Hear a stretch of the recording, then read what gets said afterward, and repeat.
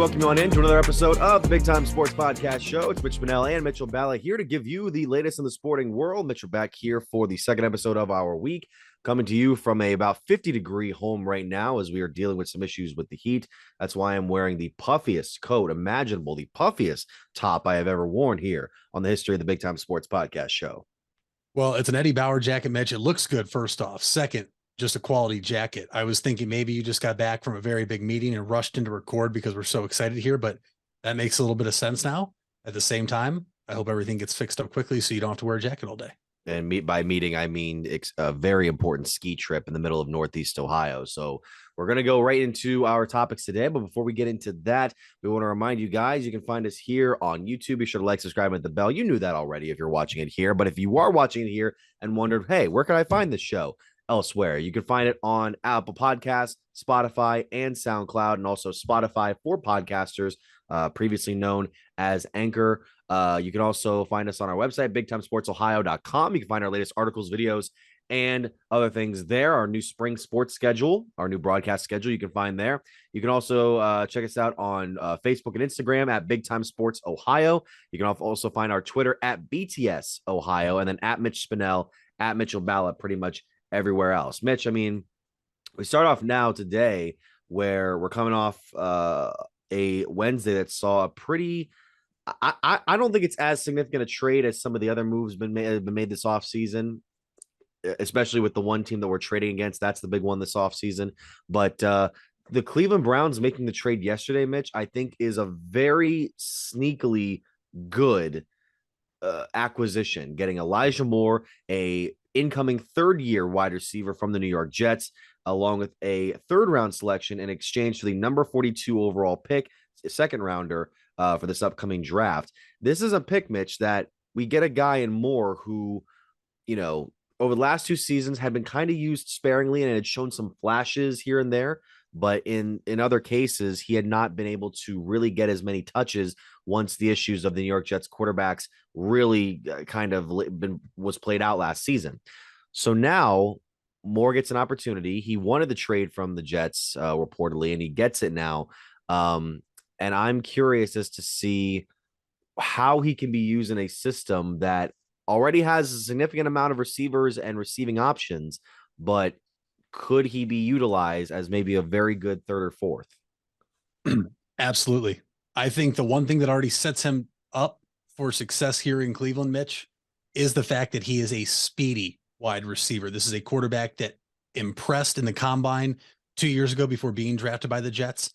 Obviously, him requesting to trade in New York. Obviously, he didn't play every single game last year, both whether it was a personal decision or the team sitting him down as disciplinary action for not wanting to be there.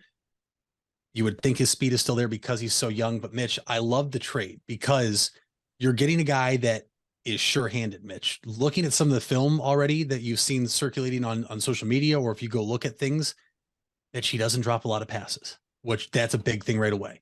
And two, he's fast. What is the one thing we've been talking about now for the past year, 2 seasons? Anthony Schwartz is a speedster, but he's just not a good wide receiver. No. Elijah Moore brings the speed that this team needs. And the reason I like it so much, Mitch, is because there's a few reasons. It looked like it was going to be set up for us to take a wide receiver at 42 if the Browns stayed there. If they would have moved up, I don't know. We'll never know now. He's obviously a little more proven and trustworthy than a rookie wide receiver. You've seen it before. There are some top wide receivers that come out of college that just don't have the career that you expect them to have. And so that's why I like getting a proven guy. And when I say proven guy, he's played for 2 years. He's shown glimpses of what he can be. The other reason I like it so much, Mitch, is you have him for 2 years. So not only do you have him for control, but if he wants to be paid as a top wide receiver that he probably thinks he is in the NFL, he also has to play at a high level and really rack up the numbers in both catches and yards and you know, prove that he's a deep ball threat. So I think it's a win-win for the Browns. You get a position that you needed to fill with speed, and you get a guy that has to prove something now if he wants to be paid once his contract is up after the 2024 season. And you get a third-round pick in return. So the Browns now have 2 third-round picks. Obviously, the other third-round pick coming from the Kwesi hire when he was hired by the Minnesota Vikings. It's a comp pick because he left the Browns front office to take another front office position in the NFL. Do the Browns take those and package the 2 threes to come back to the second round? Are they content with having 2 third rounders? We'll wait and see. But I think this is a great move by the Browns. And now you're looking at your top 3 wide receivers, wide receiver 1, Amari Cooper, and then wide receiver 2 and 3, Donovan Peoples-Jones and Elijah Moore, obviously interchangeable. I'm not going to get into what they are. And then you're going to have about 4 or 5 guys fighting for wide receiver 4 and 5. David Bell, the rookie from Purdue last year, coming into his second year. Mitch, people forget about Jakeem Grant, the special teams return specialist. He was an Pro Bowler. Popped his Achilles last year in training camp, so we never got to see him. You still have Michael Woods, the rookie last season out of Oklahoma. You still have Anthony Schwartz on the roster as of now. So those are 4 guys that are going to be battling for 2 spots. So I'm very curious to see how this shakes out. I love the move by Andrew Berry. I'm not mad at this move one bit. You know, I love Amari Cooper as the number 1 receiver, but I do think that it would be great to have a deep ball threat like Moore, who was able to come in and make a couple of, like I said, key flashes in his first 2 years.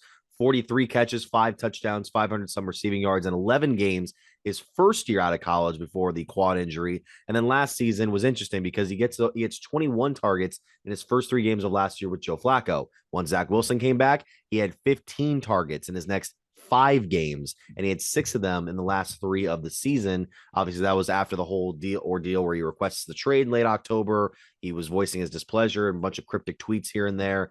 And yeah, I like that this move is being made, and it really makes me worry for Anthony Schwartz's time on the Browns roster. Do you think he even makes it out of camp, or not camp, excuse me, the preseason still with the Browns, or do you think that he'll be trying to find work elsewhere as a signing right before week 1?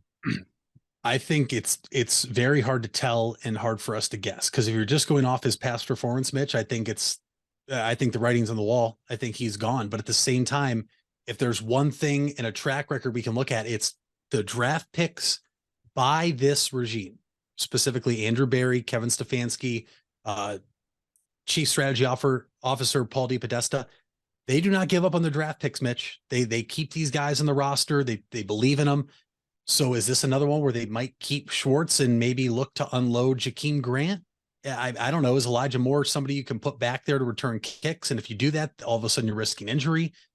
It's a very tough one, because personally, I think you and I are on the same page that Schwartz just isn't the guy. And this is strictly as a football player, because I like him as a person. He's obviously been very vocal about things off the field, which I like. But as a football player, Mitch, I think he's the odd man out right now. But will I be shocked if they make another move to keep him on the roster? I won't be. I won't be shocked at all, because we've seen it happen already with some of these other draft picks. I believe Andrew Berry has only gotten rid of 1 draft pick since he's taken over with the Browns, which is, listen, he's the general manager. He runs the team. He has final say. So I get it. Like, you do what you do, Andrew, but at the same time, eventually you're going to have to make a decision that's going to benefit the team. And you might be down to, do we keep this guy or Anthony Schwartz? And in my opinion, Mitch, I think you have to get rid of Anthony Schwartz.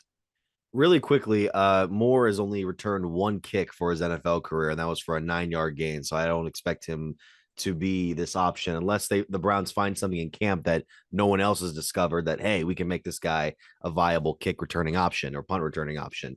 As far as the trading picks, it's very interesting for Barry. Barry very rarely is missed on free agency moves, trade moves. You know, you could say what you want about certain moves that were made right before his tenure officially came in with the Browns, but he very rarely makes a huge swing and a miss. I could maybe say, what was it? The Austin Hooper one was the most recent I can think of, and I don't even know if that was under him or if that was under the previous regime. That was under him. That was under him. So that's one.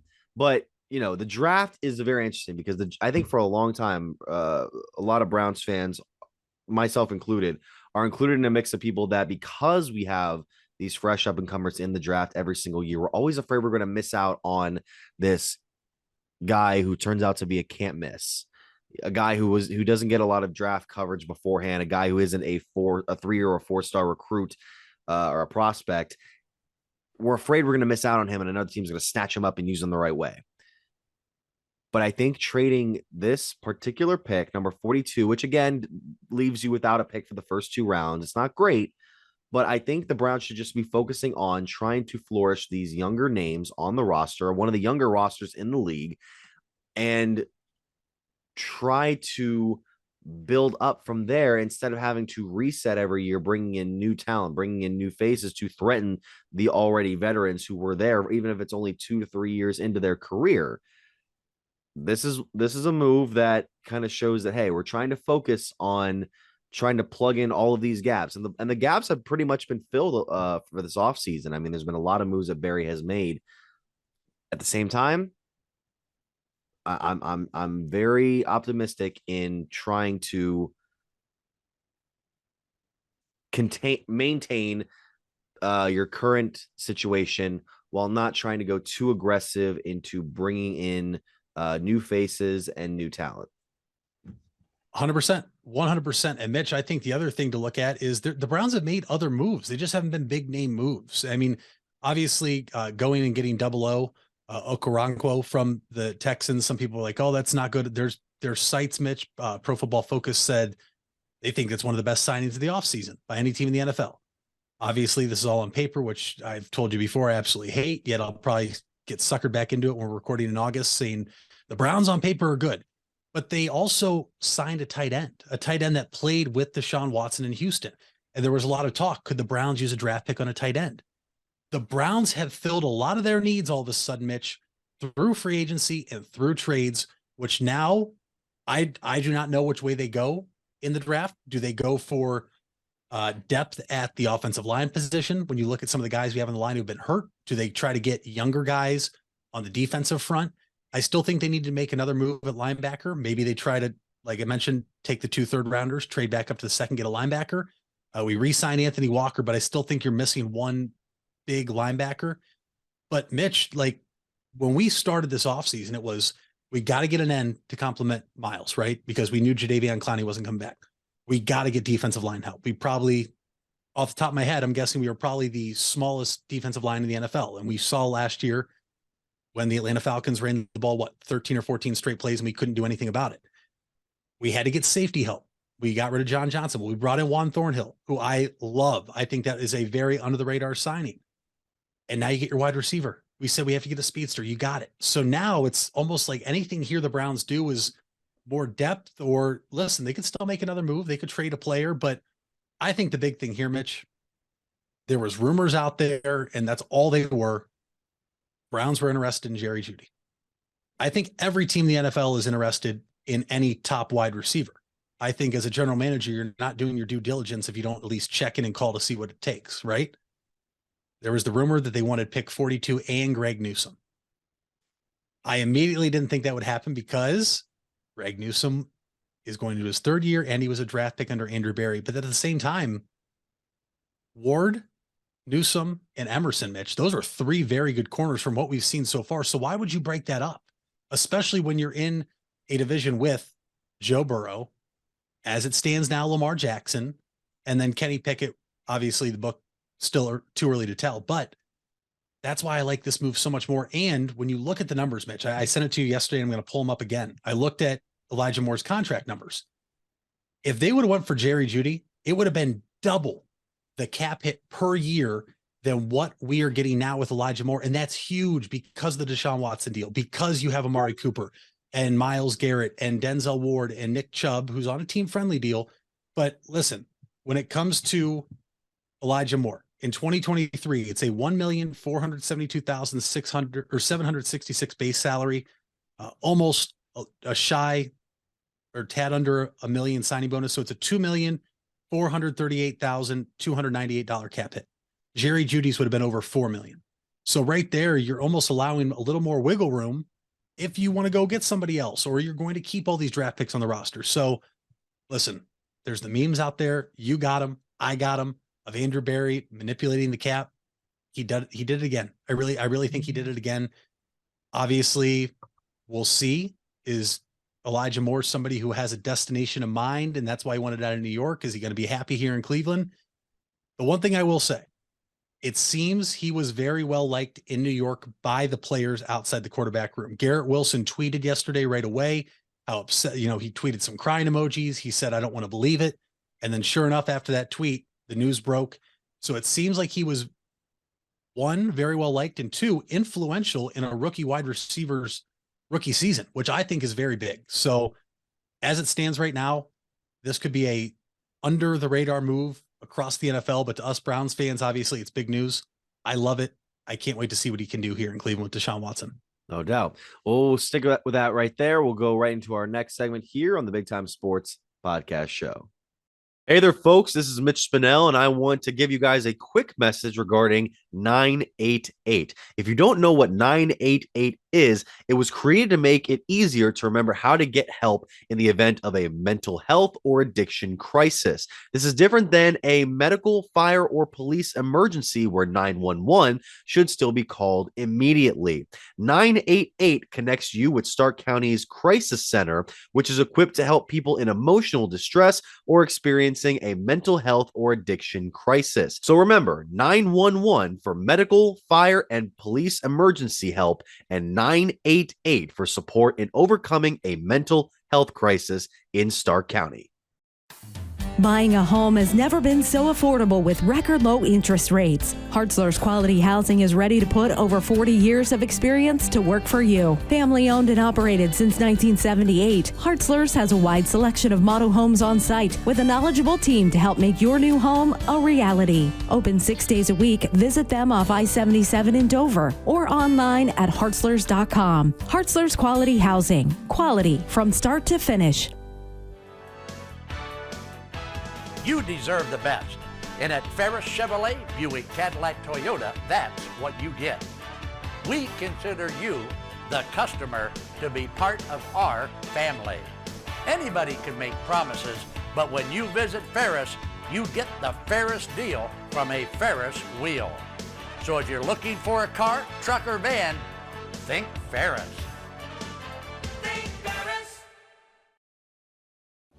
You invest a lot in your home and vehicle purchases. Van Nostrand Young and Associates want you to feel secure should anything happen to those investments. We partnered with providers like Grange Insurance and other industry leaders to be sure you're presented with the most complete coverage to fit your needs. Because we're not only here to protect the items you invest in, we're here to protect your future as well. Call Van Nostrand Young Insurance in North Canton at 330-497-1867. We all have 206 things in common. Our bones keep us up and moving. And we at Cleveland Clinic Union Hospital care about every single one of them. From the tip of your finger to a brand new hip, our orthopedic experts will keep you going while keeping you safe. For every break and breakthrough, for every bone and joint, for every care in the world. Get the care you need when and where you need it. Visit unionhospital.org. Wendy's without the Wendy's app is like Nugs without the sauce. Or a Frosty without the fries. Or a hamburger without the fresh beef. No! Level up. Get the app to order ahead, order delivery, earn free food, and get app-exclusive offers. One app, all the Wendy's. Offer for a limited time at participating Wendy's. Terms apply. App registration required. Fresh beef available in the contiguous U.S., Alaska, and Canada.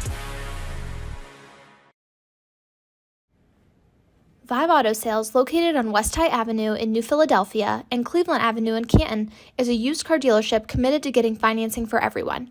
We give every customer that walks in our showrooms a prime buying experience, no matter their credit score or financial situation. Current inventory can be viewed at www.wefinancenow.com. Check out our Facebook pages for the most up-to-date information about upcoming events and promotions happening at Vive Auto Sales. Get out of the dugout and onto the field with help from Velocity Sports. Velocity Sports is a baseball and softball training academy with locations in North Canton and Canal Fulton. Our new Canal Fulton features 10,000 square feet of training space with 6 cages for hitting and pitching and a large commercial weight room. Velocity Sports will sharpen your skills and get you in the starting lineup. For more info, go to velosportsohio.com. And welcome you back here to the Big Time Sports Podcast Show. Mitch Spinell and Mitchell Balla. Mitch, we have seen a World Baseball Classic for the ages. This is the, 5th iteration of the tournament since 2006. first one in 6 years. We've had some of the most electrifying games between the United States, Japan, and the Mexico, a red hot Mexico team, and then the rest of the world. And we saw witness to a championship game on Tuesday that was won by Japan over the United States 3-2. But it felt like the baseball fan won with that contest because it was a high viewed game. It was a good game. It came right down to the wire between arguably the two most famous baseball players on the planet facing off for the final battle for the title and their teammates in Major League Baseball. Of all things, Mitch, it really is just you couldn't have ended this tournament in a more convincing, electrifying way. To quote Moneyball, Mitch, and Brad Pitt, how can you not be romantic about baseball? How can you not? It was incredible. Obviously, the result did not go our rooting interest way with the Team USA coming out on top, but just and you saw it all tournament, the pressure-packed situations, the high leverage situations, the crowd getting into it, and the players wearing their emotions on their sleeves. It was everything great about baseball, Mitch. And it was awesome. And then just to have that final sequence to end the game, Shohei Ohtani coming out of the bullpen to close versus Mike Trout. I mean, the MVPs between the two. It was awesome. I really wish, I don't know if you remember, but a couple of years ago, Patrick Mahomes had that giant comeback in the playoffs, and he wore that Whoop bracelet, and it showed his heart rate during the comeback. I would have loved to know what Shohei Ohtani's heart rate was and Mike Trout's heart rate was, because I swear mine was easily over 150 as I'm on the edge of my couch. I think I might have been standing up watching this at bat to a full count, and Ohtani gets Trout with a little slider, the outside part of the plate. But I mean, it was on edge the entire game. Obviously, Trey Turner puts the U.S. up 1-0 with a home run. Captain America. I mean, what, five home runs, the World Baseball Classic, I think, most by a U.S. player all time. I don't know if it's a World Baseball Classic record, but it was just so much fun. It brought a lot of good back to baseball. And we talked about this earlier this week, Mitch. This was a lot of the players for Team USA, their first time playing. Trout and Turner and Real Muto, to name, three of them. But the U.S. didn't bring any of their top arms that we were accustomed to seeing during the regular season in baseball.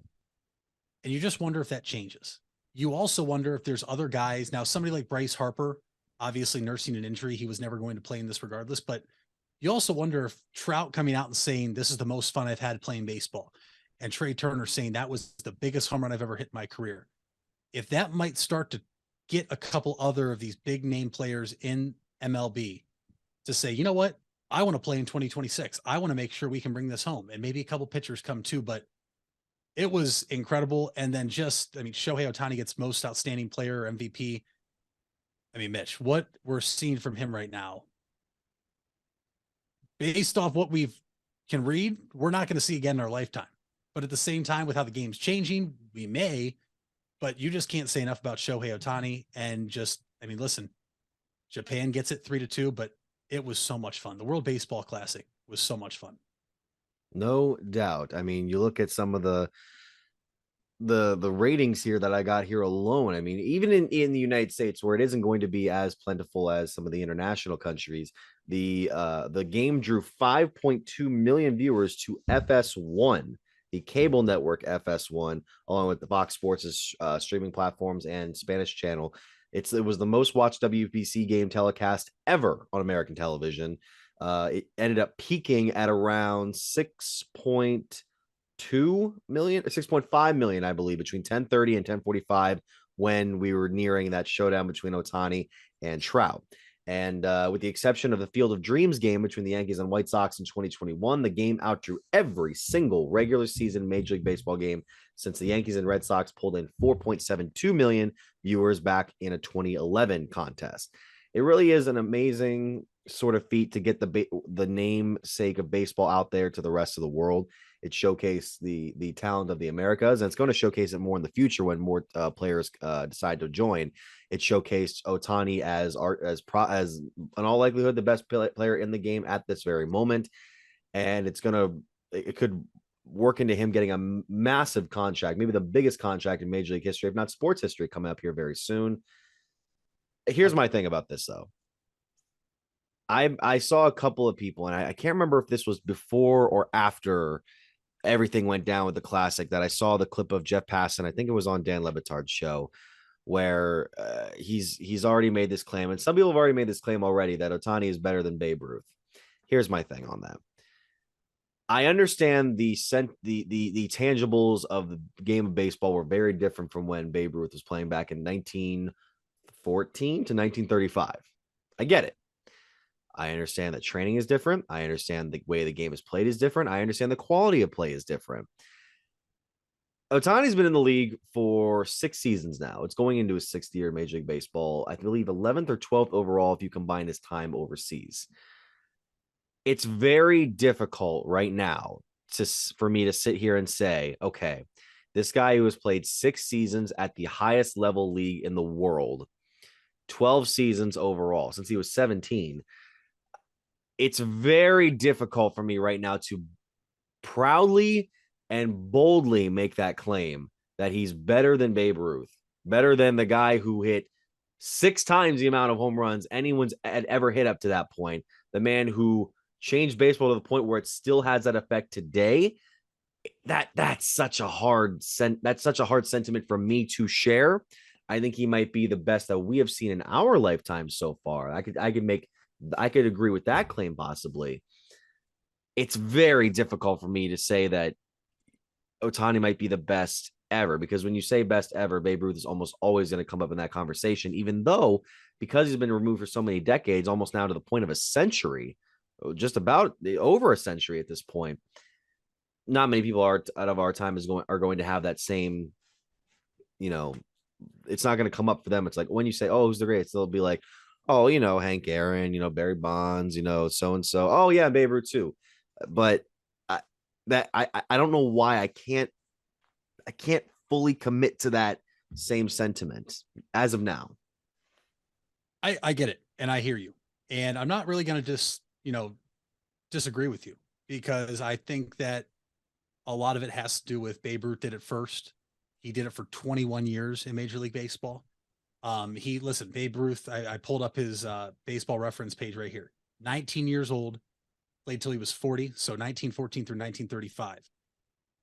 I think the only interesting part to your point would be that if you look at the start of Babe Ruth's career in Major League Baseball for the first 6 years, Ohtani does blow away all the numbers Ruth put up there.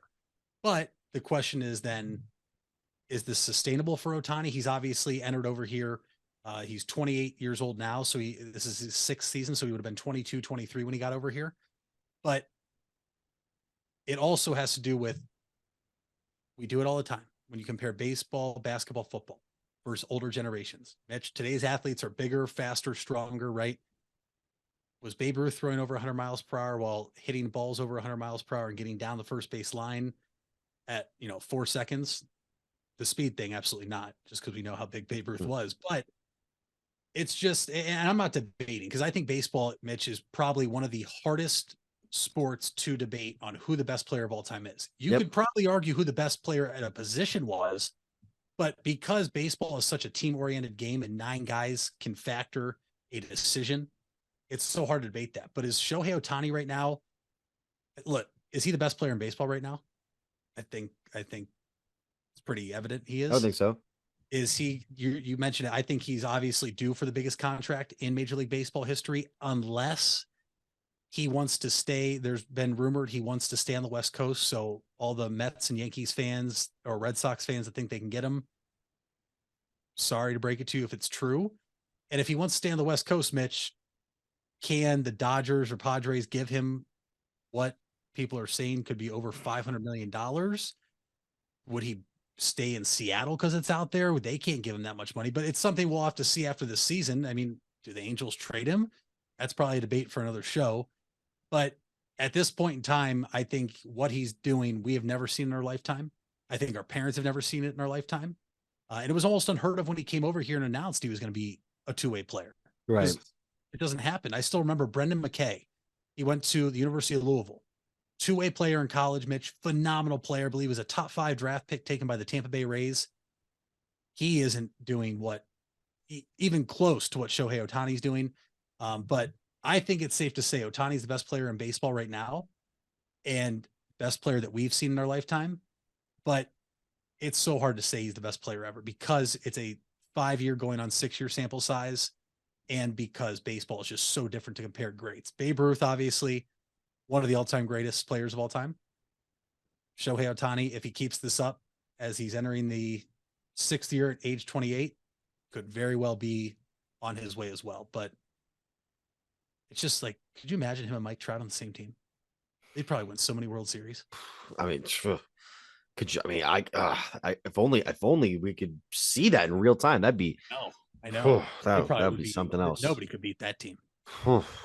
Unbelievable. I mean, could you imagine having Albert Pujols on your roster at one time and Mike Trout too? That would have been insane. That would have been an unbelievable team. They would have almost certainly gotten out of the division series. Anthony Rendon from the Nationals after they win the World Series, a really good baseman. Jeez, man, it's like wow. Okay, only there was a team that they could all be on at the same time.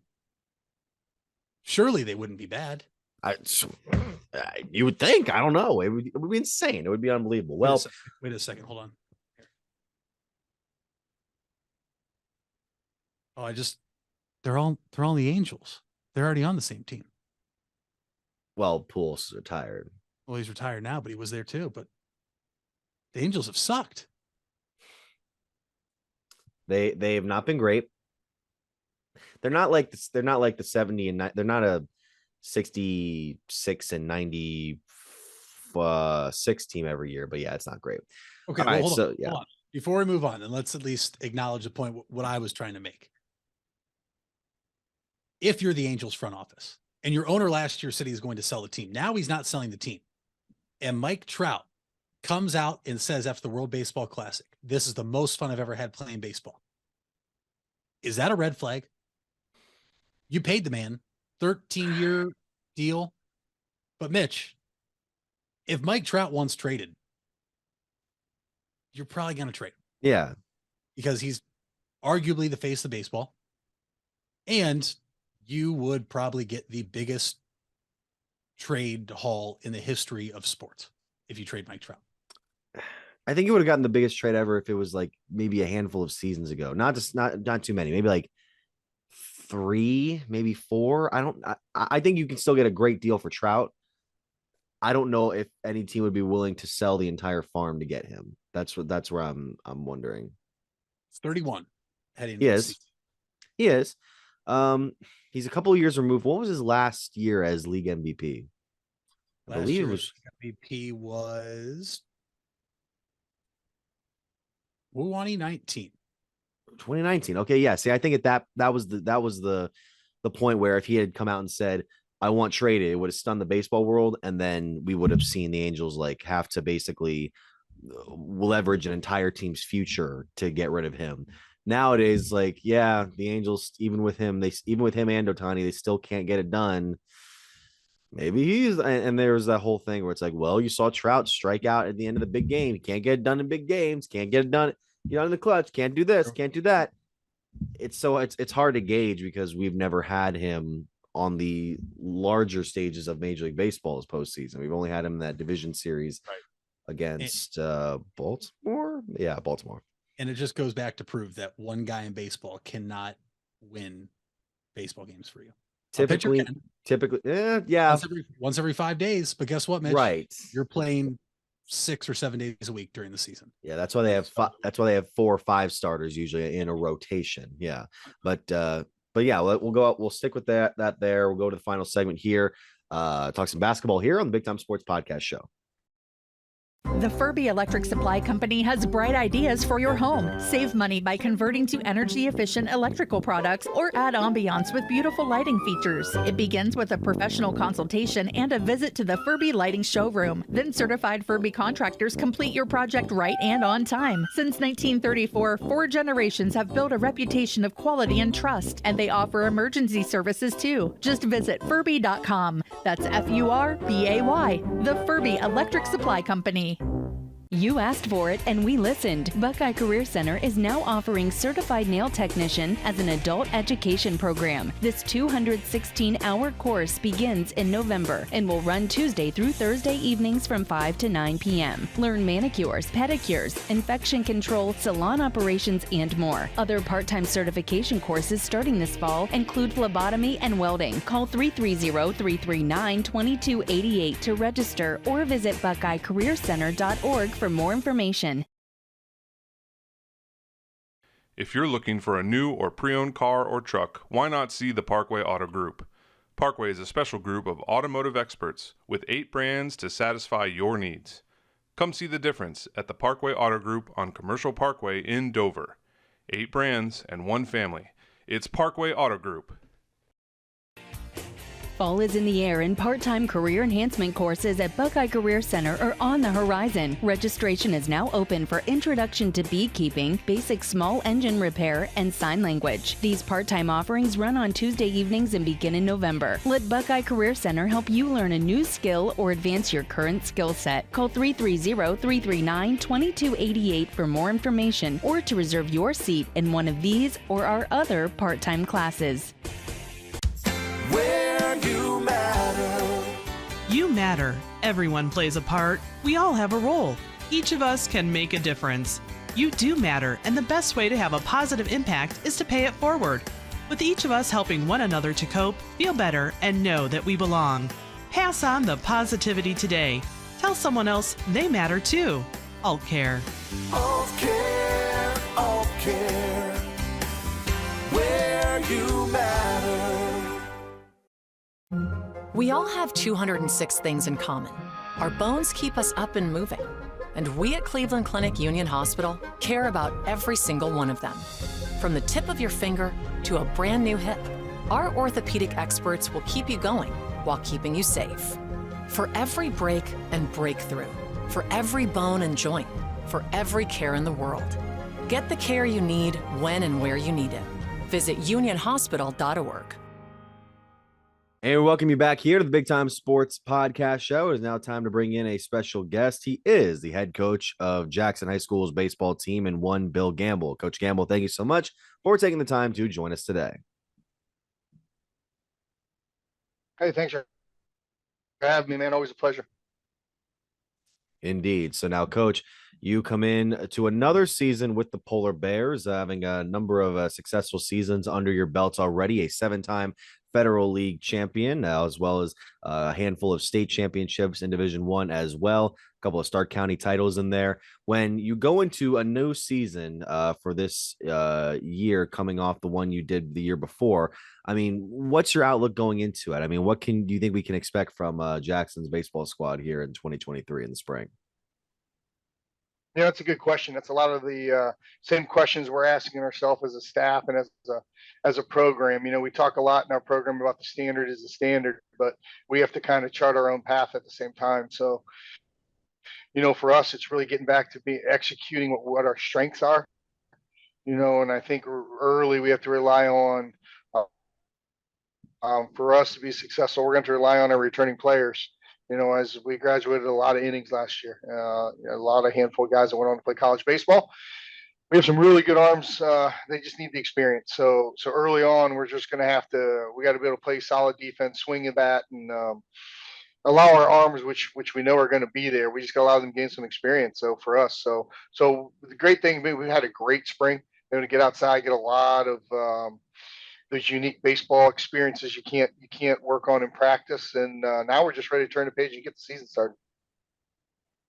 And Coach, speaking about getting the season started, you guys opened the season this Saturday, obviously in Ohio, weather permitting, against St. Vincent St. Mary at home. You mentioned relying on some of the returners.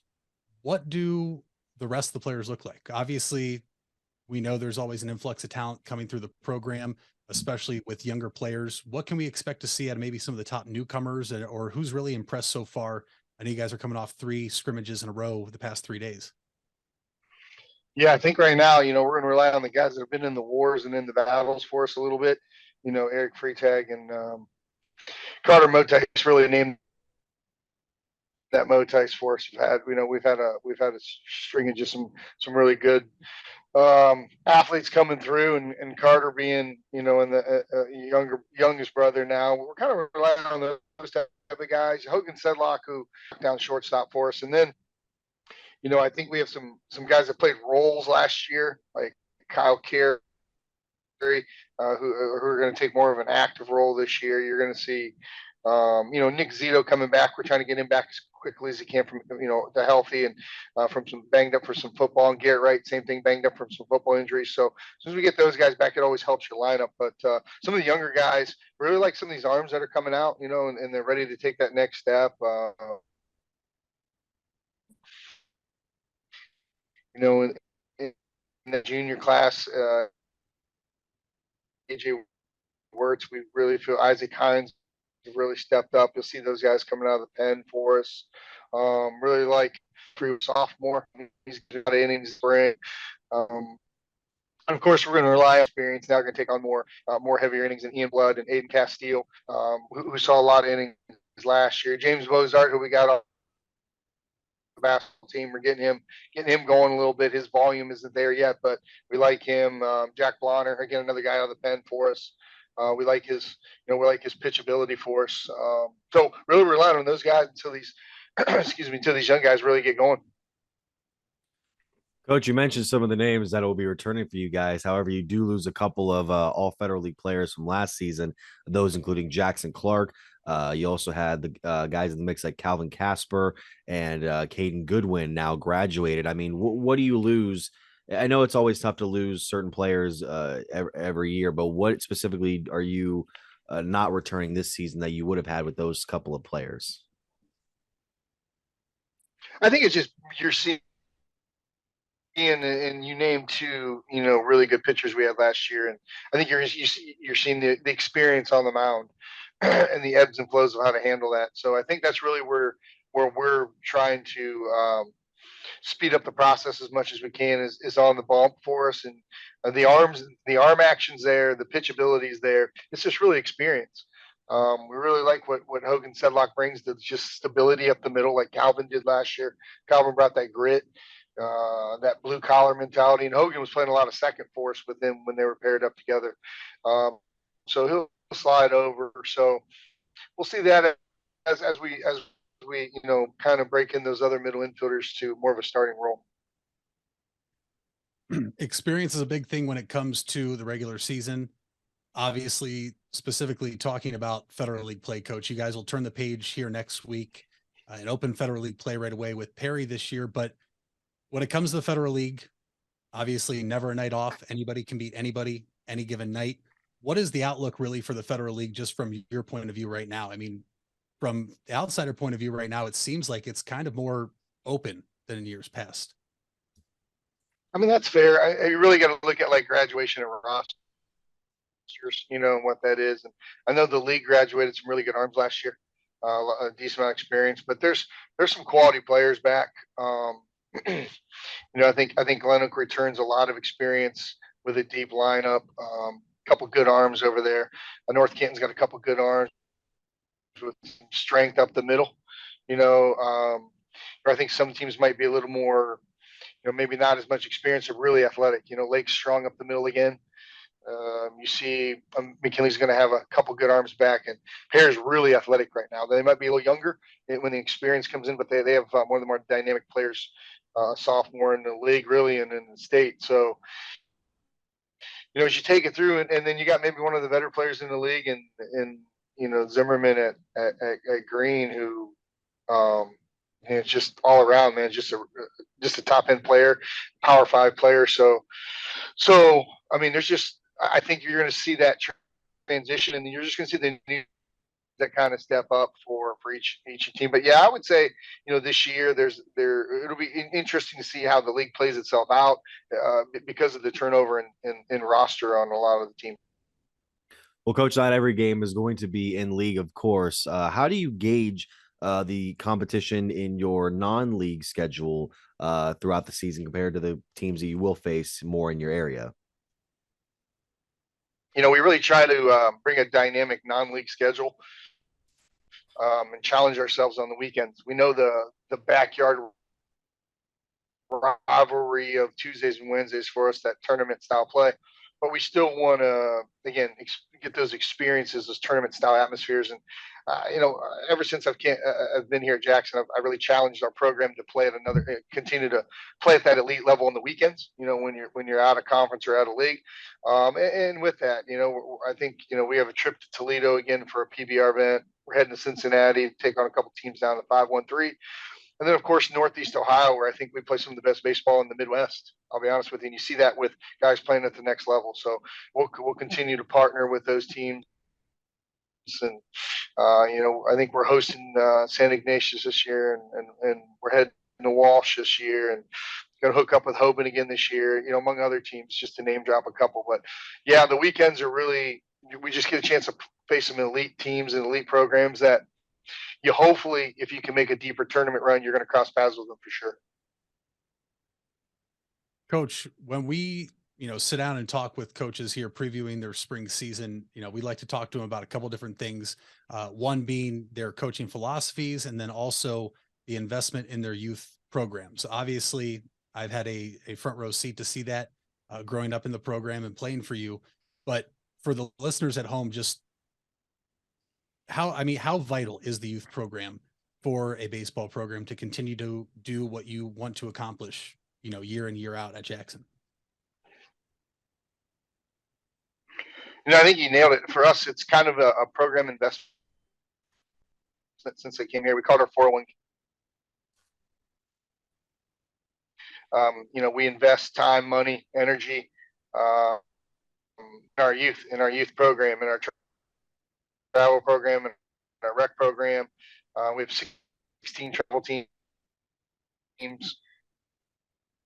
We're working hand in hand. We're investing with really just kind of, but we know that's to happen throughout the whole program and in every age group. So for us, that's kind of been a culture or an environment thing for us. We really want to create an environment where we're creating growth, and really it's creating the right curriculum and the programming from throwing programs in the off season for our guys, individual instruction, and creating the idea when they walk into our hitting facility, they might see a D1 college player, a D3 college player, returning all league player, a freshman in there, a 9-year-old, a 12-year-old, and maybe one of our alum, minor leaguers in there. And we want them all to understand that's just that's what we talk about when we say kid life. And that's something that you build as a coach, and you really hope outlives you, and I think with the investments financially we've made, I think we've been able to invest in Jackson in general, not just baseball, but invest in Jackson and create just a great environment here in our community.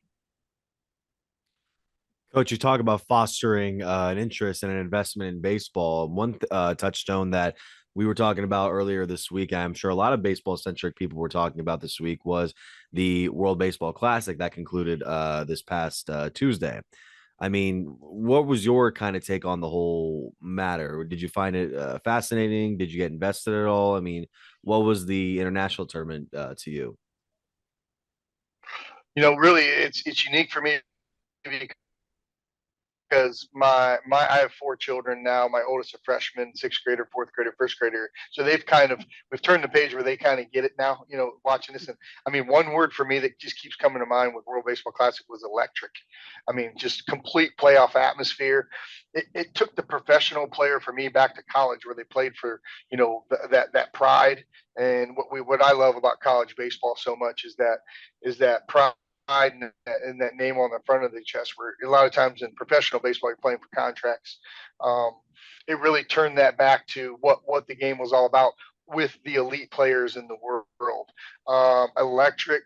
I hope they keep going with it. I know there's the battle of injuries, and a couple of those those took place, unfortunately. But I think when you're you can control it a little bit. But they're still playing they're still playing. Spring training games either way, and some of them is just what it is. But the intensity, and there's hiccups in it. But man, it was just flat out electric. We were the house, the Gamble house here was rocking, man, when they were playing.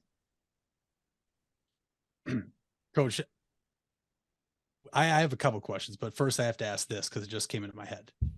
What are your thoughts on Shohei Ohtani? Just obviously he center stage, obviously facing his teammate Mike Trout to get the final out of the World Baseball Classic. But can you, someone that's been around baseball much longer than, Mitch and I, put into words what we are seeing from Shohei Ohtani? No, you can't. I just kind of, like I was telling my kids this, they're like, is he like Babe Ruth? And you kind of trying to put him on those type of lines. Now Babe Ruth hit longer, maybe, but the two-way side of the equation. I mean, how many guys can go out there and hit a ball over 100 and throw a ball over 100 and get down to first base in around a 4 flat at such an elite level in those pressure situations? Like that type of environment, like that's what I want my players. That's what I want the college kids to look at. That's what I want my sixth grader to look at and go, yeah, man, that's a competitive. Yeah, we get it. God touched him, and we get it that he can throw a ball 100. But the competitive side of him, that was his teammate. He almost felt like two captains going at it. But that was the showdown I wanted. Everybody wanted, because we wanted best on best, and we wanted the two elite competitors in the ring, and we got it. And so I'm biased a little bit, and we lost. But I thought the show, I just bringing the international stage again, loved every minute of it. And then finally, Coach, the last thing I want to ask you is, I know you and I have talked, in previous years on different shows about, whether it was Hall of Famers and players being left off. This year, there's going to be new rule changes in baseball. A lot of baseball players say they like it. A lot of baseball players say they hate it. Where do you come out on, the whole timer rules with pitchers and hitters and the no shift and the shift ban? Like where do you come on those type of rule changes in the MLB? That's a good question. It's a lot of talking to coaches' offices too. This is turning the page. I think on a little bit of spring training, I feel like it's 5 seconds too fast, and I don't know why 5 seconds keeps coming in. I know everybody's got to catch up and speed up. I do love the fact that, on average, I think first week I saw something like an average of 2022 was a 3-hour game. They're getting it closer to 2.5 hours. I think for the viewer in this, new era of how technology is, I think that's going to change me at all on that portions of it. I'm intrigued about the shifts. I'm not really as knowledgeable on the exact rule changes, but I hope it brings back the idea of putting batting average back into it, a little bit more of the bringing some guys that can base steal back into it. I just hope it brings those facets back and puts a little bit more emphasis on that and less on strikeout and home run only really being the two metric systems that we're looking at, because that, I think, is what has slowed the game down from a viewership. There's just not as much electricity going on in June when all you get is you get 3 home runs and 17 strikeouts. So for me, I hope it brings a little bit more dynamic baseball back. Coach Gamble, thank you so much for taking the time to join us here on the Big Time Sports Podcast Show, and best of luck to you and the Polar Bears throughout the upcoming spring. Thanks, man. Appreciate you guys having me. You guys do an amazing job. Look forward to seeing you this spring. Thanks, Coach. Thank you, Coach. And we'll be right back here on the Big Time Sports Podcast Show. Hey there, folks. This is Mitch Spinell, and I want to give you guys a quick message regarding 988. If you don't know what 988 is, it was created to make it easier to remember how to get help in the event of a mental health or addiction crisis. This is different than a medical, fire, or police emergency where 911 should still be called immediately. 988 connects you with Stark County's Crisis Center, which is equipped to help people in emotional distress or experiencing a mental health or addiction crisis. So remember, 911 for medical, fire, and police emergency help, and 988 for support in overcoming a mental health crisis in Stark County. Are you trying to increase your speed, quickness, vertical leap, and agility? If so, NST Sports Performance is for you. NST trains athletes ages 5 through pro. NST designs each program specific to the athlete's needs, goals, and sports. For more, visit nstsports.com. Locations in North Canton and New Philadelphia. It's nstsports.com. It takes a lot of practice to have a winning team. Albin Title has over 100 years of combined experience handling real estate, title, and escrow transactions. They serve Tuscarawas, Stark, Carroll, Harrison counties, and more. So choose Albin Title for your next home refinance, sale, or purchase. They'll get it done quickly and professionally. Contact Albin Title at 330-334-5800 or visit their website albintitle.com. Let them put their experience to work for you. Hard work is something you're accustomed to. Van Nostrand Young understands that principle. Our access is achieved with organizations like Grange Insurance. Safety and prevention specialists utilize our VanCan assessments process to ensure that you and your colleagues are in the best hands. You want the safest environment for your business, and we can guide you there. Call Van Nostrand Young Insurance in North Canton at 330-497-1867. If you're purchasing a new home, the team at Hartzler's Quality Housing is here to help. Take advantage of record low interest rates to make your new home a reality. Locally owned and operated since 1978, Hartzler's Quality Housing has the experience to guide you through the process. You'll find a wide selection of model homes on site to fit any budget. Open 6 days a week just off I-77. You can also visit them online at hartzlers.com. Hartzler's Quality Housing. Quality from start to finish. You deserve the best. And at Ferris Chevrolet, Buick, Cadillac, Toyota, that's what you get. We consider you, the customer, to be part of our family. Anybody can make promises, but when you visit Ferris, you get the Ferris deal from a Ferris wheel. So if you're looking for a car, truck, or van, think Ferris.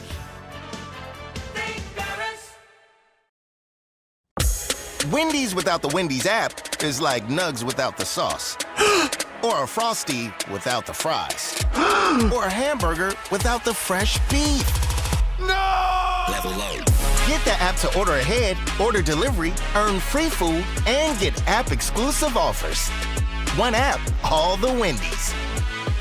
Offer for a limited time at participating Wendy's. Terms apply. App registration required. Fresh beef available in contiguous U.S., Alaska, and Canada. Get out of the dugout and onto the field with help from Velocity Sports. Velocity Sports is a baseball and softball training academy with locations in North Canton and Canal Fulton.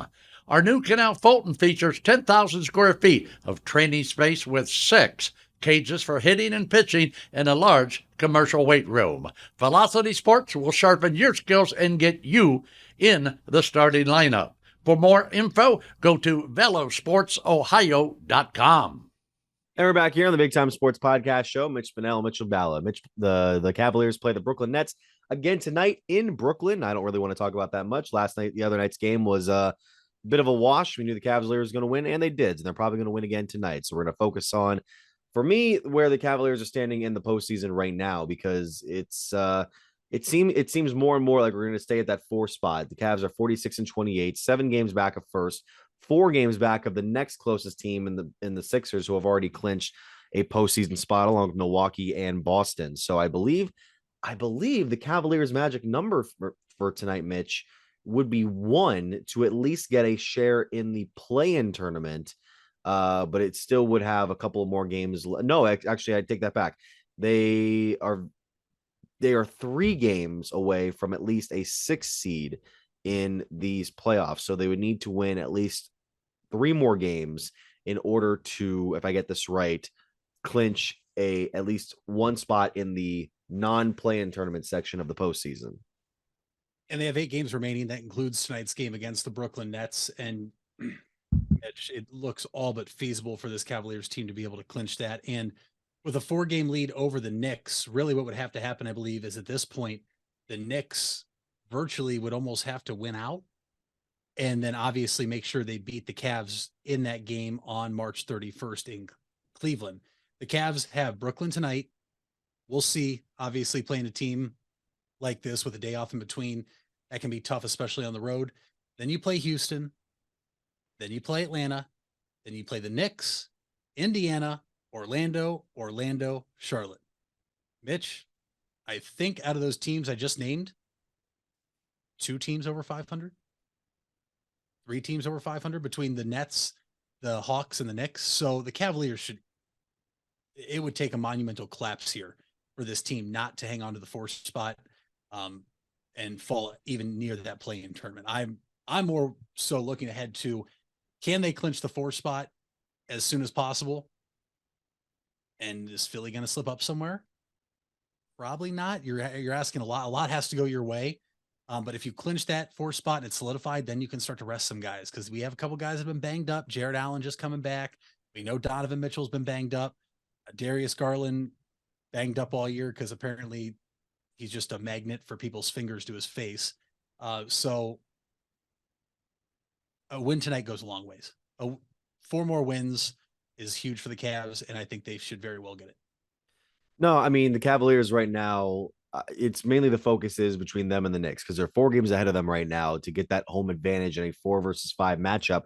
But the Knicks have that 2-1 advantage right now in the regular season. So the Cavaliers have to be very careful as to not let themselves slip up. I mean, they've won their last 2 games. They're 7-3 out of their last 10. The Knicks have had a couple of tough losses here and there that I would imagine have in their case, in this situation, hurt their chances of hosting the Cavaliers in a 7-game first-round matchup, which is good for us. I mean, again, you want to face a team like Brooklyn in the first round. That's not going to be happening because Brooklyn is still kind of falling, even though it hasn't been a complete drop-off, though they've lost their last 4 consecutive games. They're 13 games back right now, the same amount as Miami, who has a 1-win advantage right now, but also a 1-loss disadvantage. So I imagine that Miami might jump over Brooklyn for the 6th spot, so they would have to take on Philadelphia in the first round. And then you brought up this point earlier today about the West, which I found very fascinating because I'm looking at those standings at this very moment. If my thing would stop freezing. It was the Phoenix Suns you were talking about. They're 10.5 games back of Denver. They're not going to clinch, or they're not going to catch up to Denver. They're not even going to probably clinch up to Memphis. Denver and Memphis, by the way, have already clinched their 2 spots for the playoffs. The Suns, Mitch, have a very particular stretch down their schedule that could be very it's very curious to see where they might end up, especially with the loss that you mentioned they had to the LA Lakers this past week. Yeah, listen, the Lakers with a huge win last night, 122-111 over the Suns. And that's big because they're still without LeBron, Mitch, and they've somehow treaded water. I'd actually go a step further. They've actually improved and done better than what I think a lot of people thought, because here they are in the 10th spot. Yes, there's still a possibility they can fall out, but Mitch, I mentioned the Suns being 10.5 games out of first. They're only a half game above the Clippers in the 5 spot. 1 full game up on the Warriors in the 6th spot. Mitch, they're only 2.5 games up on the Lakers, who are the 10 seed right now in the West of the play-in tournament. And why? And some people might be saying, well, you know, the Suns are whatever, Lakers aren't that good. Mitch, the Suns' schedule the rest of the way is nothing to, you know, blow off. They play at Sacramento. They play the 76ers, the Jazz, the Timberwolves, Denver, Oklahoma City, who's fighting for playoff positioning, San Antonio, Denver, the Lakers, the Clippers. All teams that are beside, like, take out Utah and take out San Antonio. All teams that are fighting for playoff positioning. And Mitch, the Clippers could overtake them. And that's why I don't think it's out of the realm of possibility that all of a sudden the Suns, who we've heard Kevin Durant is not going to be back in the regular season, I don't think it's out of the realm of possibility, if they don't figure it out here soon, that they avoid the play-in. I think there's a real possibility here where the Phoenix Suns could fall to the play-in. And just what, could you imagine that? The Phoenix Suns all of a sudden falling from what looked like the 3 spot all year to the 4, and then all of a sudden the play-in tournament. Obviously they could rattle off some wins here, but it's not like they have a cakewalk like the Cavs do.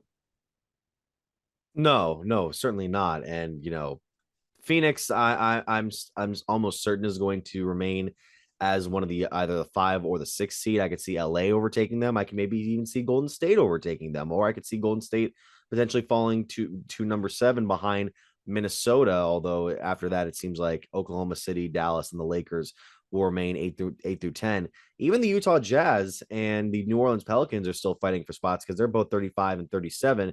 they're both half a game back of the Lakers. So if the Lakers were to falter here, then one of those teams could get in. It shows how, we've been going on and on about the West for the last couple of months about how, stacked that conference seems to be compared to the East in terms of contenders. You have teams with the likes of Lauri Markkanen with Utah, with the Pelicans, Zion. I know he's injured, but Zion for a portion of this season, and then Portland with Damian Lillard, where those teams aren't even in the playoff picture yet. And then you look at the Minnesotas, Oklahoma City's, Dallas's, and Lakers. I give Oklahoma City a lot of credit in turning it around this year. They seem like they have a bright future ahead of them for the first time in a long time. But yeah, it just goes to show that a team like Phoenix, who's been a finals team before and has been at least a West contender for years to come, has kind of been relegated to a 4 that easily could be a 5 or a 6 at this point of the season. It also goes to show the impressiveness of Sacramento's run here early on, late in the year, 5.5 games back, 43-29, huge turnaround. Mike Brown might be the coach of the year, runaway. I think it has to be at this point. I mean, I wouldn't have expected it too, because Mike Brown has always been an extremely serviceable coach. This is a guy who's been in the NBA finals, has been a part of finals winning coaching staffs for the Lakers and the Warriors. But again, you wouldn't have expected that little corner of Northern California to just be like, hey, we got a basketball team here now, and we got this beam, and we're shining it almost every night, and things are good here for the first time in a long time. And it's really something. And they're going to end the longest postseason drought among any of the 4 major sports. We saw the Mariners end their drought last year, who had the longest drought, I believe, since 2001. And now I believe the Kings, who hold the longest drought since 2006, if I'm not mistaken, are well on their way to ending the postseason drought. And they're going to host. They're going to host the first round, it seems, unless the bottom falls out. So yeah, I was almost going to ask you, it has to be Mike Brown for coach of the year. I mean, obviously you can make the case Mike Malone with Denver or Budenholzer with Milwaukee, but you expected those teams to be good. You expected those teams to be at the top of the conference. Mitch, I don't know anybody that expected the Kings to even, if anything, they were going to be fighting for the play-in, not almost virtually locking down the 3 seed in the West. And so that's awesome to see. It's a really cool story, and obviously it'll only be a better story if they get in and then win a round or a series and then can build off that. One thing I wanted to make sure I mentioned before we moved on or wrapped up here, the Cavs are 4 games behind Philly, Mitch. Philly's schedule is much like Phoenix down the stretch. Philadelphia heads out west to play Golden State, Phoenix, and Denver. They then return home to play Dallas and Toronto. They go to Milwaukee. They play the Celtics, the Heat, the Hawks, and the Nets. They do not have a cakewalk either. No. When you're looking at these schedules here down the stretch, the Cavaliers are very, very lucky for how we're ending this in terms of the win and loss record and strength of opponents. Do I think it could happen? There's a chance. I'm not going to sit here and say I think the Cavs get the 3 seed, but it's not out of the realm of possibility, Mitch. Let me ask you something. I know that we always want to get higher seeds just based on pure competition, but if you're the Cavaliers, would you rather be the 3 seed and have a toss-up, a coin flip of either facing Brooklyn, pretty easy opponent, probably dispatch them in a couple of games, or Miami, a team that I legitimately think could take the Cavs to 7 in a first-round matchup, or would you rather take the Cavs as a 4 seed in a first-round matchup with the Knicks? If you told me we could play the Nets for sure as the 3 seed, I would obviously do that. But exactly. I would much rather play them than before the Miami Heat. Because much like you, I don't want to say the Heat have been sleepwalking, but it's almost like they've been sleepwalking because, Mitch, this is a team that was in the Eastern Conference Finals last year, 2 years removed from the finals. Still have Jimmy Butler. They still have Eric Spoelstra. Like, it's a team I'm just scared of. And a lot of good things never happen when you have to go to Miami in the regular season. So I don't want to know what happens in the playoffs. But no, it's a fair question. Weather starts getting warmer, people are starting to go out to the beach more and out to the club. Yeah. And if you do get the 3 seed, it's then, it's probably going to be Boston. It looks like Milwaukee is going to be the number 1 seed. So at the 4 seed, it's like, do you trust yourself more against Milwaukee? Or if you get the 3 seed in advance, do you trust yourself more against Boston? Either way, if you have hopes of making the finals, you're going to have to go through both those teams regardless at one point. So we'll have to wait and see, but I'm actually very intrigued to see how some of these teams that are kind of flirting with their playoff positioning right now, how they end the season. Indeed. I was looking up the splits. I believe the Cavaliers are split with Miami this year compared to Brooklyn. I know there was a one loss at home, but the Cavaliers have pretty much played Brooklyn well throughout the entire season. I still probably want to face off with the Knicks, but the Knicks have given the Cavs a hard time too. And if the Knicks are not a great home team, but the Cavs are especially not a great road team. So I'd be really. It's good that you have that first round advantage, but that's such a tough one. I think I'd still go with the Knicks in a first round matchup. And we want to know what you guys think who the Cavaliers should face off with in a first round series, best of 7 game series. And that's it. That's all we have here on the Big Time Sports Podcast Show. We thank you for listening or watching. Mitch, what is our fact of the day before we sign off for the week? We're going to keep it simple. 7 days from Guardians baseball. Actually counting. Yes. 7 days until the Guards open up in Seattle. 10 o'clock first pitch. Probably going to try to stay up for that, but we're close, folks. The World Baseball Classic gave us a great taste.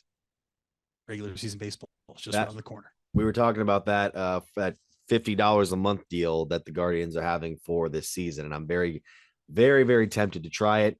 I know you mentioned maybe only getting it for the last 2 months of the year, but for me, I mean, that'd just be nice to have year round. Although I really wish it was for 2 people. I don't want to have to go to a game by myself every time and have somebody pay full price, but it happens. All right. Thank you guys so much for listening or watching to the Big Time Sports Podcast Show.